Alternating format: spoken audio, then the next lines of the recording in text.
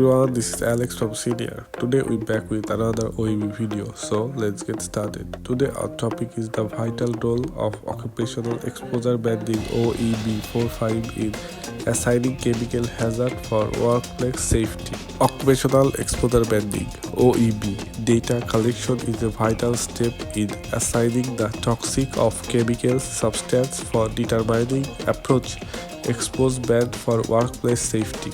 Toxicological data, including information on accurate and theoretic toxicity and the reproductive toxicity, is gathering exposed data, which assess the frequency, duration, and magnitude of the exposure in the workplace. Hazard and exposure accuracy and connected using the data, leading the assignment of chemical substances to exposure band ranging from the band 1 lowest band to band 4 hazard.